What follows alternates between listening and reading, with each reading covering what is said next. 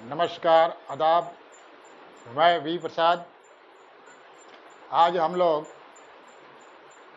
अपने English grammar का चौथा वीडियो की तरफ बढ़ रहे हैं और इसमें हम लोग देखेंगे कि इस वीडियो में इटिमोलॉजी को कैसे क्लासिफाइड किया जाता है और इटिमोलॉजी को क्लासिफाइड करने के कौन कौन से बेस हैं, आधार है।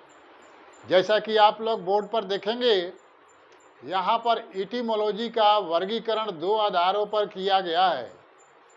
पहला आधार है according to modern English grammar और दूसरा है अकॉर्डिंग टू ट्रेडिशनल ग्रामर।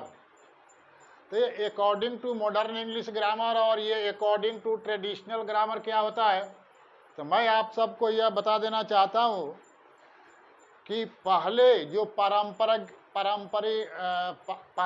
जो अपना क्लासिफिकेशन था इटिमोलॉजी का, पारंपरिक का मतलब होता है कि पहले जो परंपरा चली आ रही है उस आधार पर इंग्लिश ग्रामर को जो है कि बांटने का प्रयास किया गया, जिसको हम लोग ट्रेडिशनल ग्रामर के अंतर्गत रखेंगे। उसके बाद इटिमोलॉजी को एक दूसरे आधार पर बांटा गया, जिसको हम लोग modern according to modern base बोलेंगे। तो सबसे पहले हम लोग देखेंगे कि अकॉर्डिंग टू मॉडर्न बेस पर इटिमोलॉजी को किन भागों में बांटा गया है। तो इसके अनुसार इंग्लिश ग्रामर को दो भागों में बांटा गया है, जैसा कि बोर्ड पे हम लोग देख रहे हैं। पहला है फॉर्म क्लासेज, जिसको हिंदी में विकारी बोलते हैं। विकारी का मतलब अपना रूप बदलता है, अपना स्थिति बदलता है, अपना पोजीशन बदलता है। दूसरा होता है स्ट्रक्चर वर्ड्स, अविकारी। अविकारी का मतलब होता है कि यह अपना रूप कभी नहीं बदलता है। तो ये अपना फॉर्म क्लासेस क्या होते हैं, इसको हम लोग देखेंगे।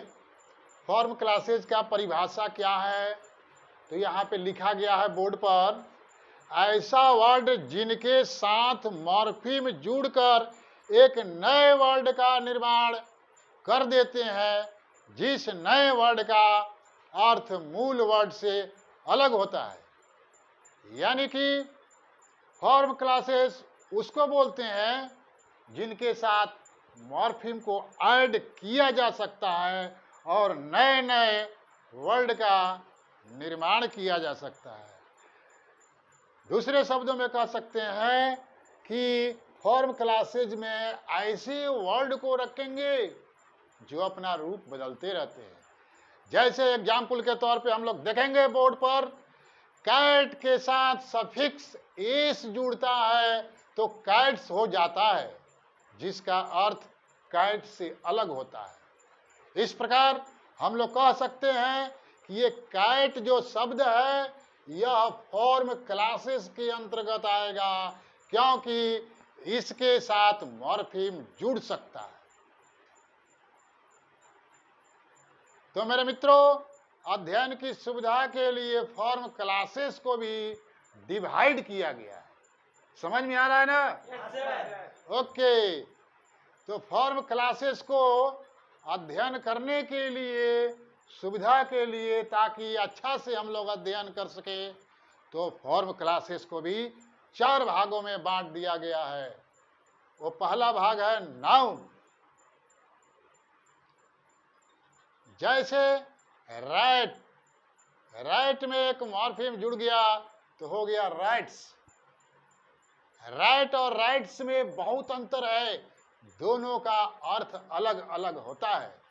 तो इस प्रकार हम लोग देखते हैं कि नाउन पर भी मॉर्फीम का दबदबा बना रहता है, इसलिए नाउन को हम लोग फॉर्म क्लासेस के अंदर समेटा हुआ है। अगला फॉर्म क्लासेस का भाग होता है एडजेक्टिव। एडजेक्टिव को देखेंगे हम लोग। एडजेक्टिव का एक वर्ड लेता हूं, जैसे स्मॉल।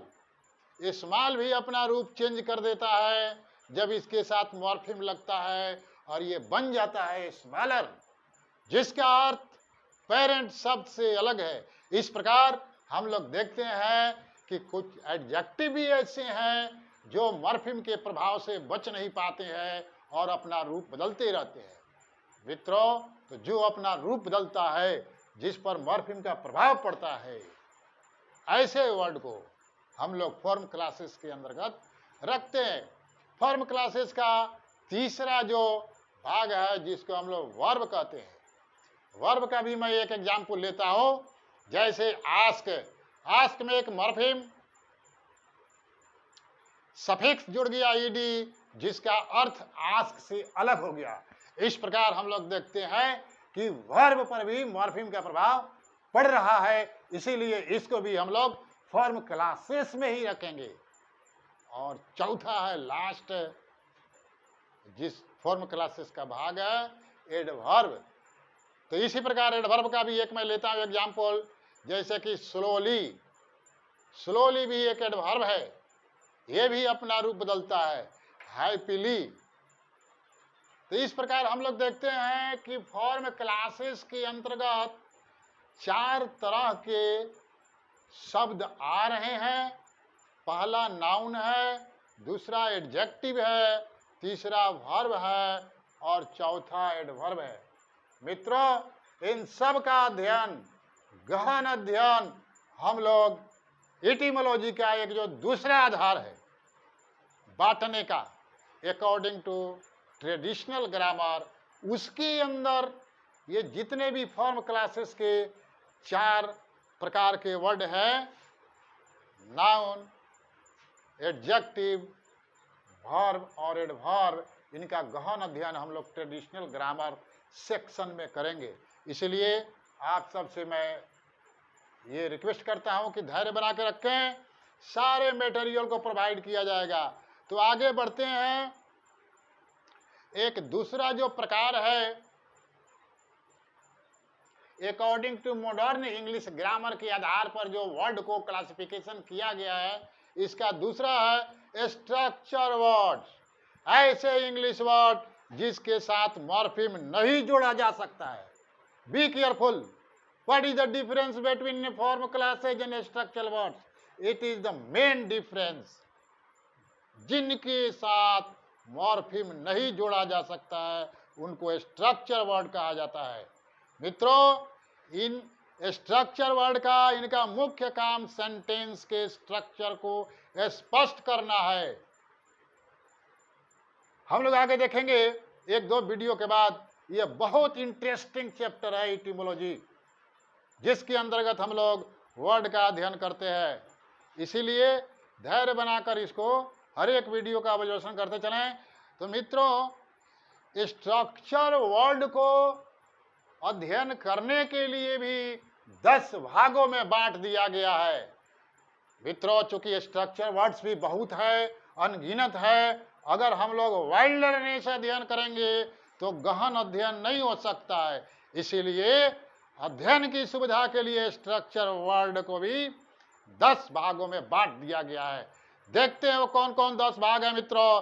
तो पहला है determiners. What is determiners? What is the use of determiners? हम लोग नेक्स्ट वीडियो में देखेंगे।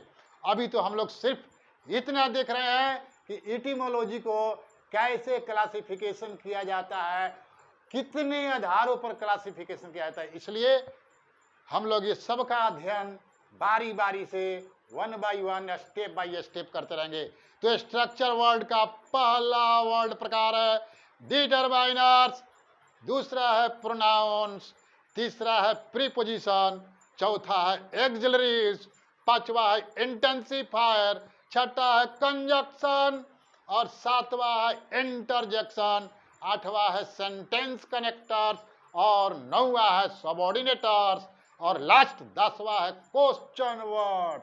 मित्रों, इन 10 का अध्ययन हम लोग बारी बारी से करेंगे। आप सबसे निवेदन है कि आप पेशेंट के साथ हर एक वीडियो का ऑब्जर्वेशन करते रहे। हम लोग स्टडी कर रहा है, लर्निंग नहीं कर रहा है। इसलिए स्टडी करने के लिए पेशेंस की जरूरत है और कंटिन्यू कांटेक्ट में बने रहने की जरूरत है। नमस्कार।